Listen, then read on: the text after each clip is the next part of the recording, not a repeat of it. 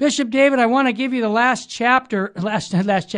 segment here on helping people in this coronavirus and how they can be closer to Christ through this crisis. What else can they do? Okay, so maybe just taking a note from you there, Terry. Yes.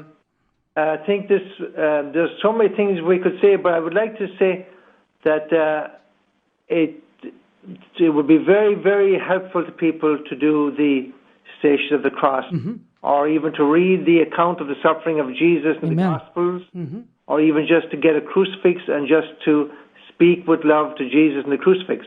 But I wanted to say to you that one of the things that's happened in our society, tell me, which is a huge source of difficulty for our young people, is that we are no longer teaching our young people and our children and the young adults what to do with the suffering in their lives. Oh, well said. And when we were young, I guess we kind of knew this by what we would hear in school and at home and everything, is when you have some suffering, take it to Jesus. Amen. I remember when I had, if my parents were arguing or if I had problems in school, which I often had, and you wouldn't know what to do. I remember going to doing the Stations of the Cross.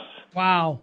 And as you go around doing the Station of the Cross, I remember always I'd feel a bit better and a bit stronger. And I didn't really understand, I think, what the dynamic of that was. Sure. As I hopefully I'm getting a little bit, I'm certainly getting older. I know I'm wiser, but hopefully I'm older. But I think when you do the Station of the Cross, and even for a few moments, your heart opens up and you have some sympathy for Jesus and his suffering. Sure. That I think it's like your heart opens up and then all his compassion and mercy flow into your heart.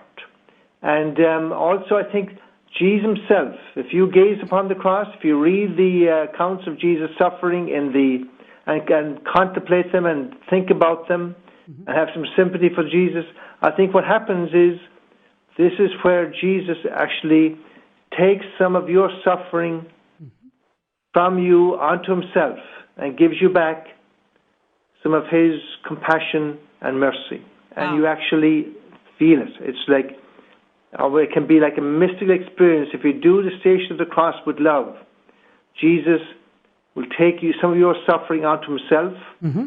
He will give you back his mercy. And so I think that might be another beautiful thing to do especially during this time of Lent now, but also during this time of suffering. Yes. And I want to say to everybody, young people and old people, bring your suffering to Jesus. Amen. As then what would happen is that as you feel this kind of help from Jesus in the middle of your suffering and sympathy for his suffering, then you get deep into this mystery of suffering and the mystery of the cross, and that's actually a way in which you will fall deeper in love with Jesus, which is what we began our program talking about. That's right. How to have that new love for Jesus. Bring all this, even all the suffering of this time. Yes. Bring it all to Jesus. Talk to him about your suffering. Do a Station of the Cross.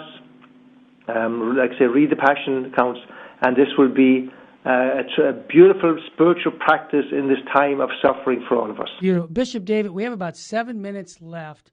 I'd like to ask you to pray some deliverance prayers.